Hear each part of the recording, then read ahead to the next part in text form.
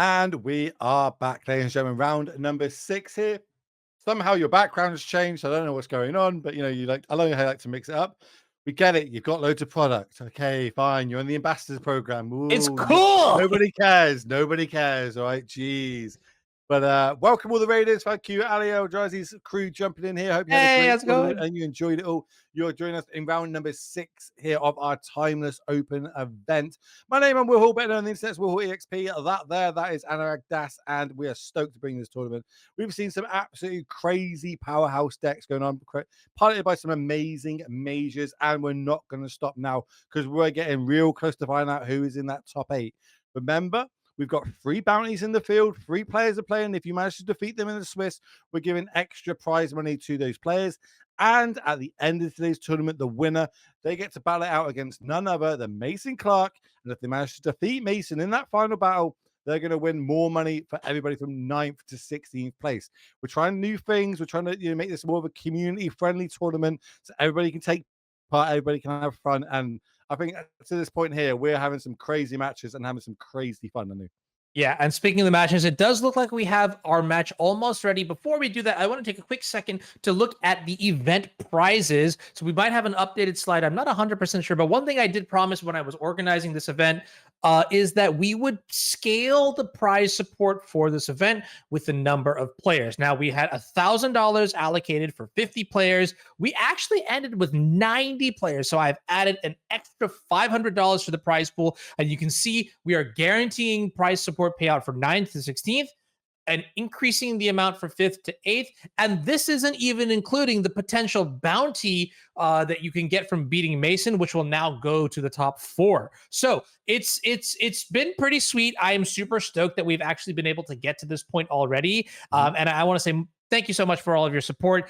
How about we go watch some Magic now? I'm ready if you are, Will. Yeah, let's do it. Let's go. Let's go see what we got battling out here in round number 6. Hiccups. I had a very quick dinner in between our last break, ladies and gentlemen. So if What'd you have for dinner? I had crispy chicken katsu shenanigans that I ordered from the sushi shop. Oh, we got mono red. Have we got? Is this the burn list that I've been seeing floating around? Pied here by I Queenie. think it might be. It looks like it's Rakdos because it's playing Bump in the Night. Yeah. Love this Yeah. deck. Yeah. This deck is pretty terrifying. On the other side of the board, we have 4-color Omnath. So any of my modern homies who are just like, where has this deck gone? Well, it's in Timeless now. And you may not have Solitude, you may not have Fury, but you still get to play with some pretty sweet cards. Namely, check out that Minskin Boo. Minx can be, I've got a giant one of them behind me. It is one of my favorite ones, but I'm all in on this burn deck. This burn deck is so sweet. Look up below. We're starting off in double Dragon Age Chandler, following up. If we draw a land drop with Dragon Age Chandler into an Eidolon, we just need some spells, and we currently don't have to really got the one at the minute, but that is a really good one.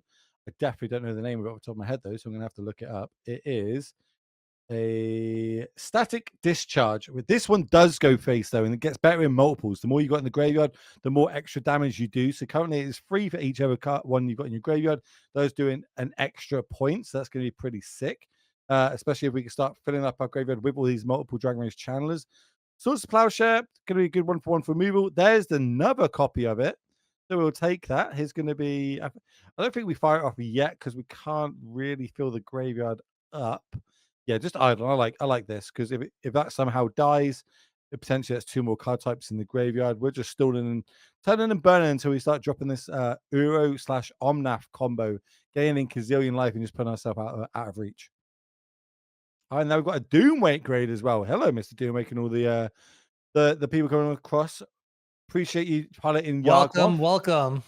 Did like the Yargmoth deck. I love the Tidebinder kind of shenanigans that's going on. Definitely didn't punish you in one of your games that we were watching. Definitely didn't take a screenshot and post it on Twitter. Go and look and check it out on the old Twitter's chat. I appreciate it. But again, one of our bounties. All right, here's the brainstorm. Okay, that is resolved. We got a copy of Beseiju. We got a copy of Oko. We are at 13, so I think there might be some time to stabilize. Sorry, correct me if I'm wrong, but that Uro is still in the hand, so there's still a bit of life to be gained here, right? Yes, I think we might be trying to set up to get an an Uro into an Omnath kind of turn. Okay. Here comes land into the graveyard. Now we've got sorcery in the graveyard. Coming across for another 3 points damage. And that's what I mean. We're just chipping away. If you don't start gaining life quickly, you're gonna end up losing this game. Luckily, 3 cards in our hand do actually gain us life. Another well, no, that's the Minx and we pick back, right? So that's fine. I think it's I like an hero here. What about you? I'm always down for an arrow. Never happy to never have a. Wait, I've confused myself. Also, that animation is really cool. I remember that for back in the day. It was pretty sick. Another land drop for the turn. Not what we ideally want, but we could put Lurrus in our hand this turn as well. Play the Dragon Rage Channeler, especially while the shields are down. We're going to shock this in. Remember, there's 2 Den of the Bugbears as well. That card's not irrelevant. But we're going to go for the high risk, high reward play. Do we want that? That's another 3 points of damage. But if we can turn Delirium on this turn, it's going to be GG's, I think. Oh no, one of these Dragon Channels is not. Oh no. Actually, if we could turn it on, it would have been lethal. But we're going to leave them at 2 life with a 3 points of damage on top. We know that's not gonna. Oh, land drop. No land drop there. That means Omnath's not going to be able to gain anything. Do we go Uro into Lightning Bolt? Is that good enough? Go up to 5. Get rid of a creature, which does add another card type to the graveyard. No, it's not going to be enough. Remember, Uro going to the graveyard gets exiled because of the enchantment creature, which I definitely can't remember what the flip side's called. Etching of Komuro? Or maybe it's when it deals damage, source control you dies, exile it instead. Okay, so it doesn't. I'm gonna read this card too because I think this is not a card that I have really played with too much. So yeah, I've played with it a lot, but I'm always under the impression that any creature that dies on the battlefield will get exiled, but that's not the case. It has to do damage to it. As in when it takes damage, it will get exiled. oh, kind of like what is that card? Spikefield Hazard? Yeah, just no. Maybe it's not. But Spikefield Hazard is when it dies, right? It's not like Spikefield Hazard. I love this line here of. But it is like Spikefield. Okay, I mono red things. I'm gonna take a bow out here, Will, and I'll let you dictate what the cards do. But the game is going on quite swimmingly here, and yeah, that's it. Red black gonna take game 1. I'm kind of confused. I don't think we're dead there. If we go 3 damage to face. Oh yeah, the 3's got to resolve no matter what. So it drops us to 2. Lethal on the battlefield, got you like it, light the bolt face. Go to game number 2. Let's go, Bernie. Queenie, I'm with you. Let's go about it. How would you sideboard here, New? All right, looking at this from the control side of things, I can tell you already, I would like to see another Oko here. I think we do need to basically keep in as many of these 1 mana accelerants as we can. And the reason I say that is because we really need to leverage the power level of our deck, right? What is our plan in this matchup? It is to basically go big, right? We want to use our Omnath, we want to use our Oko, we want to use our Uro as well. And so we need the mana in order to sustain it because we will be taking damage and it will come down fast. And disrespecting that is basically like is the kiss of death in this matchup, right? So I'd like to see it. Looks like maybe we only sideboarded out 1 copy of Delighted Halfling, which is pretty good there. And then I'm going to take a closer look at the sideboard to see if there's anything else that I would particularly like. Just give me a minute to pull up the deck list. But I think in general, we definitely want like removal spells and just other tools that will help us stabilize the match. You don't have too many of them. They tend to all be in the main. Sideboard's very just like more controlling type stuff. We've got a bit graveyard hate. Maybe you want the Hearsts in. Deafening silence doesn't do what. Maybe you want some spell pierce in this match. Hope to see the ability to cast lots of spells. But other than that, you maybe don't want much. Do you want Cage for in case of like Lewis comes down? But you probably got the late game. Over on the burn side, though, easy snap clue is Rolling Vortex, 4 copies. That's definitely coming in. And the Unholy Heats, I think they came in as well because the creatures on the other side of the battlefield, they have some big old butts, and we need to be able to get them off the battlefield. So 6 damage to them is exactly how we're going to be doing that. Here comes this is really interesting. I mean, one real quick thought about the sideboarding is that it generally speaking against burn, and I do tend to bring in my cards like Dovin's Veto, but this matchup, this build specifically has 16 creatures, and that makes me wonder whether or not the plan of like countering your non-creature spells is as reliable in stabilizing as it normally otherwise would be. I love this. Taylor Swift spit into Taylor Swift spit into Dragon Range Chandler. I'm looking at the list because it is open deck list. I do not see any sweepers. We're all about the 1-for-1 removal here, and I'm kind of down for that. Like my threats cost 1 mana. Your answers can cost upwards of 1 mana. So I might start winning. Brainstorm here. Obviously, we'd love to cast this Orcish Bowmaster in hand in the face of that, but not quite.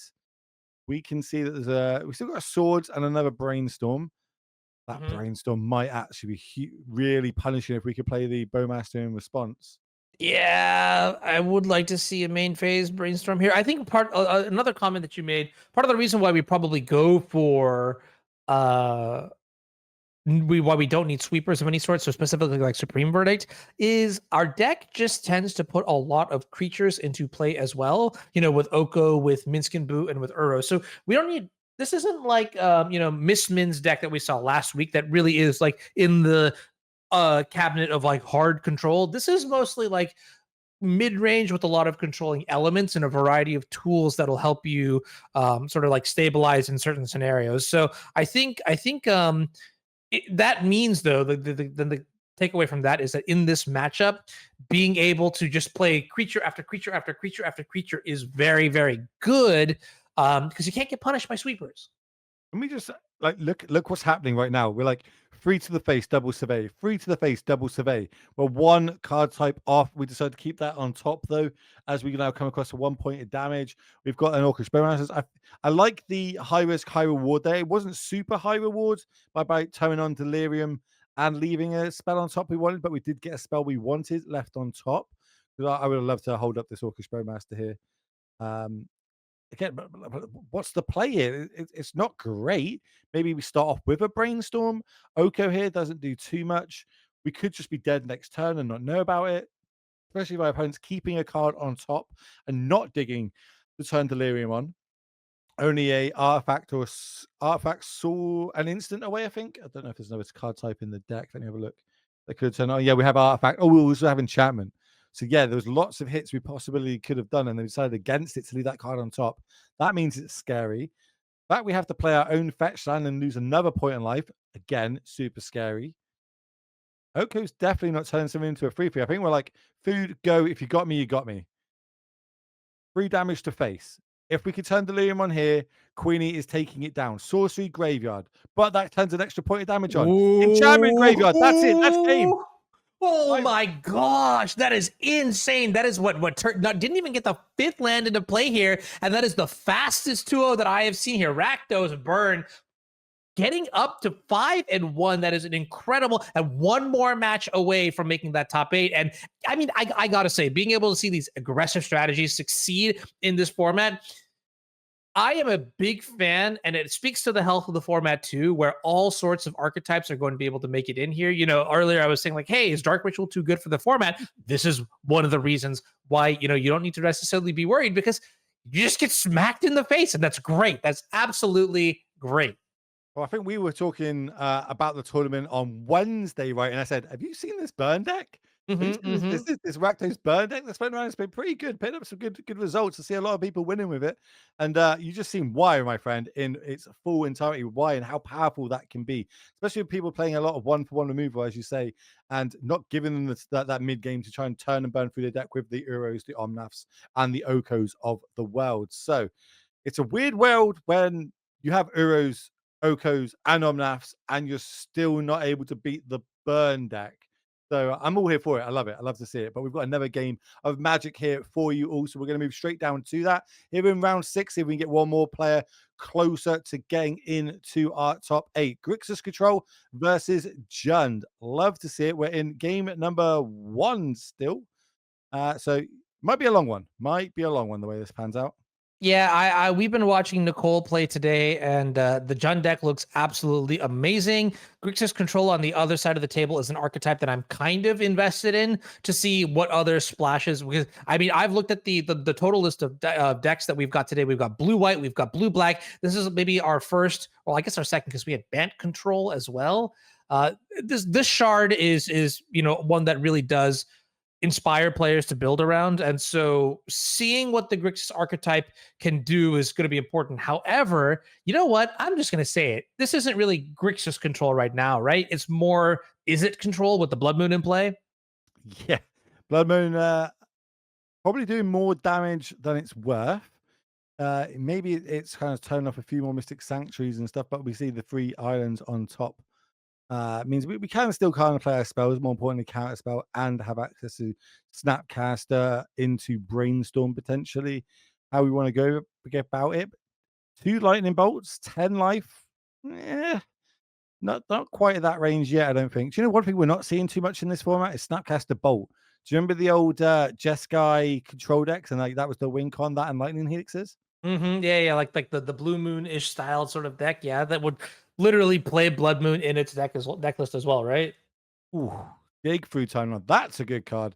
Again, another card that's banned in multiple formats. This format, it's kind of good. It's all right, it does things. What it does do is put 2 more cards into our hand from our top 8. Gonna get exiled. Now here comes the lightning bolts. While they're tapped out, so no counter magic. We see lightning bolt, Tiebender, Mage was the Tiebender, not Tiebender, Mage. Tiebender was the cards drawn off that dig through time. Another lightning bolt for turn. Are we lightning bolt that, lightning bolt that? Okay. Lots of lightning Okay, bolts going back and well, forth. yeah, I think from this position, it looks like Grixis is pretty favored here with access to counterspell, access to Tidebinder, and access to removal spells. So this is going quite well here. And in fact, okay, yeah, so we see the Tidebinder coming into play now, and this is just as a means to sort of close the game out. I like this. End the game as fast as we can. We can't really control what the variation is going to look like in terms of like what our next few draws are. So when we're especially in this far ahead, we just want to close the door. And yeah, close the door is what's going to happen here. We draw Snapcaster Mage and with access to something like Lightning Bolt, with access to Lightning Bolt in the graveyard too. This is plenty of damage that we're going to have over the next like turn or two to end the game.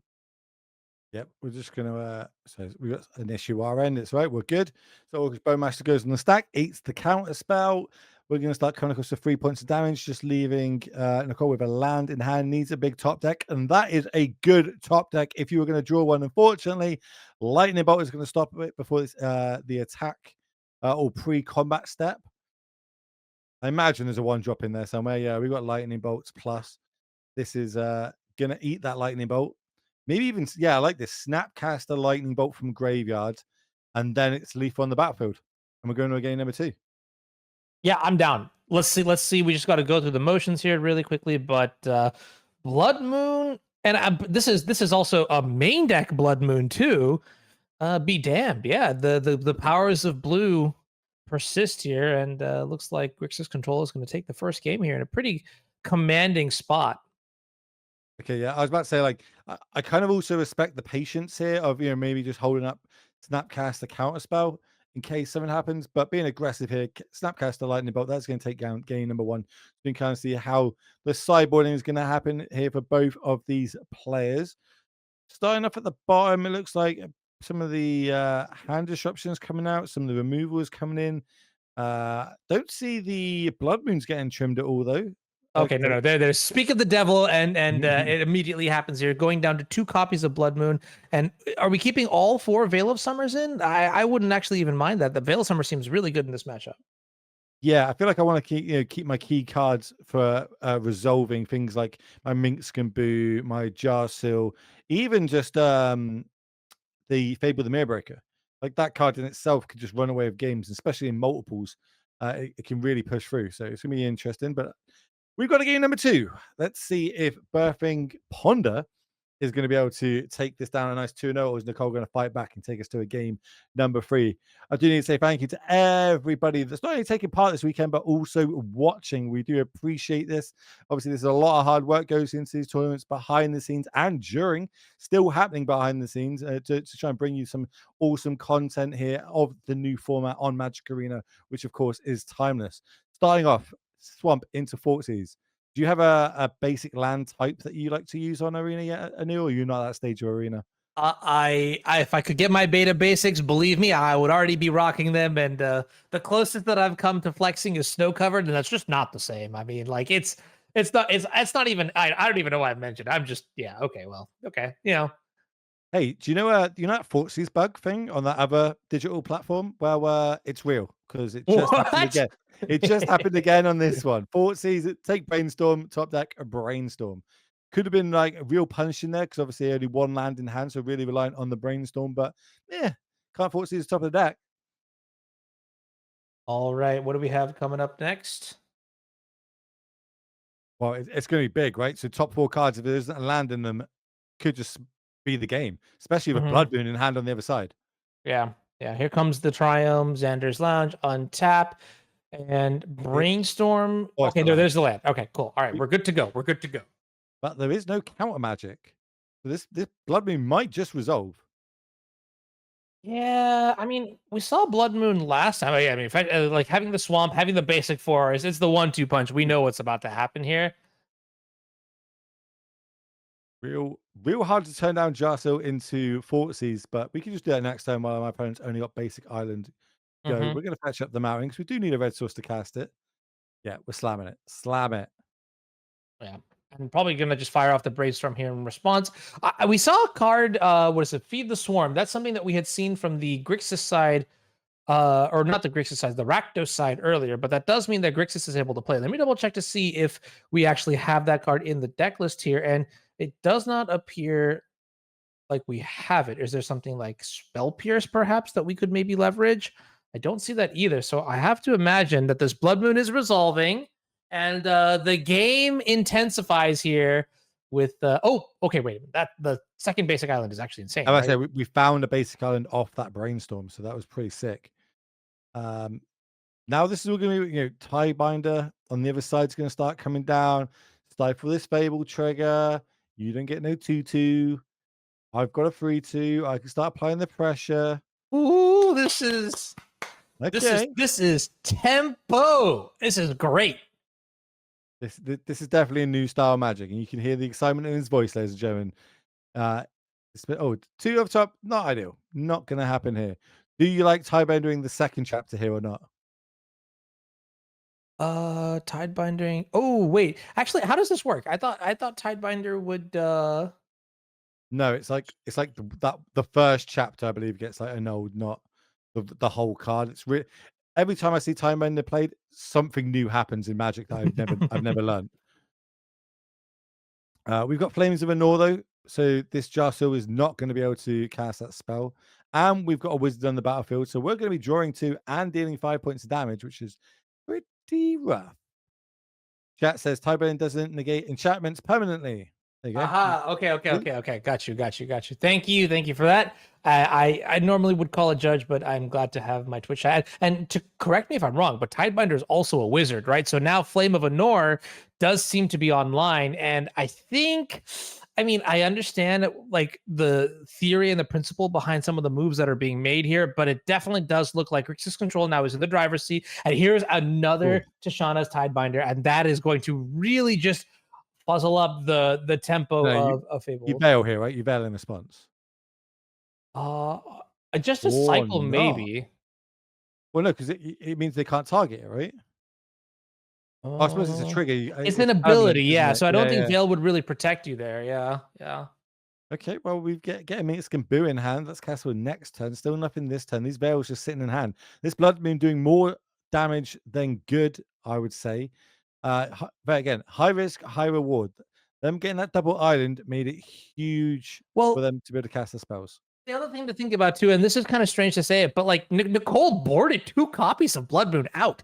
Like she understands that this is not really the game plan in the matchup, and I think this is just like a combination of a little bit of bad variance and bad luck here. That not only did the Grixis player like have the second copy of Island to turn on some cards, but then also just like I don't know, just drawing the one blood moon. I would call that unlucky. You know what I mean? Like the classic, just like rats. It happens. It happens. Hmm. Another island off the top gives us a third ability. This Blood Moon really doing more. Gigantic can help though. It can help us cast a few more spells. The problem is It doesn't line up green against Flames of Annor. The first copy, sure, that might work purely because we got this veil. This is going to be awkward. We're going to be able to Flames of Annor in response, but we decide against it? Question mark. Oh, we're just oh, okay, cool. Game. We're scooping Yeah, it up. We can't get yeah. back. To be fair, I think the Blood Moon did more damage to us than we wanted it to. If they weren't able to find that second island off the brainstorm, I think it does more damage to them because they're Mhm. not able to play all their spells.